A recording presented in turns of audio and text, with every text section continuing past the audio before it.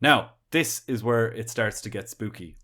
This is the end of the story. This is where I think it gives me chills.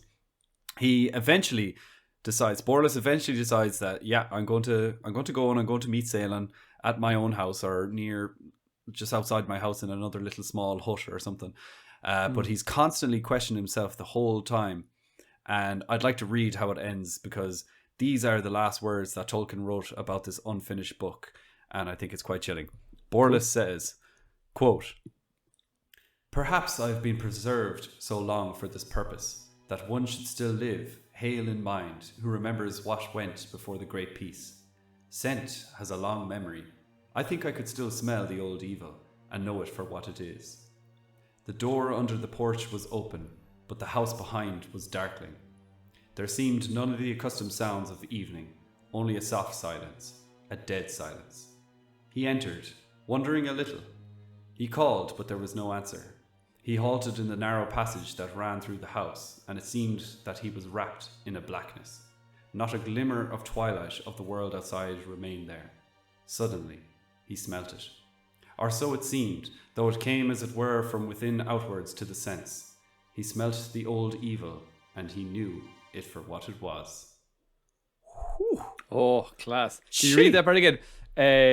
He's... What, feck, there's towards this. Sorry.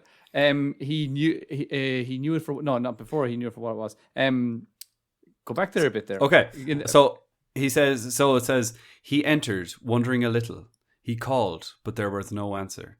He halted in the narrow passage that ran through the house, and it seemed that he was wrapped in a blackness. Not a glimmer of twilight of the world outside remained there. Suddenly, he smelt it. Or so it seemed. This part now. This part. So it seemed, though it came as it were from within outwards to the sense.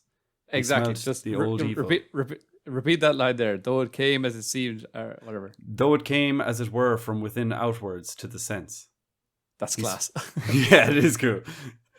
Also, I have that written down, and there's like a one of those blue squiggly lines saying it's supposed to be within two, but I'm like, shut up. Tolkien wrote this. Yeah, it's correct. Yeah.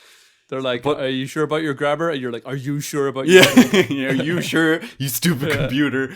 You haven't been around as long as Tolkien. But yeah, that last line of he smelt the old evil. I just love the way he first begins by saying, scent has a long memory. I think I could still smell the old evil and know it for what it is. And then it ends by saying, he smelt the old evil and he knew it for what it was. And I still get like these goose pimples on my arm when I'm reading it. But it's kind of spooky, and I really wish we got more. But this is how it ends. That's the last line of the book. The new shadow or the old shadow or whatever. But yeah, it's a short story.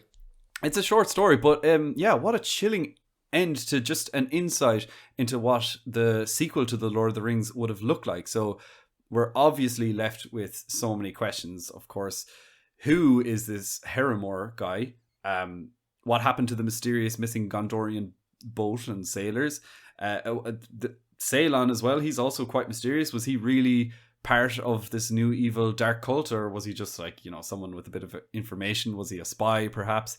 And what the hell was this dark tree cult all about? I assume it's the dark tree is probably an opposite metaphor of the white tree of Gondor. The white tree, sure. And of course then what happened to Borlus? He enters the house, he calls out, and there's no response, and suddenly he smells the old evil. What happened? Does he die? Oh, it's so cool.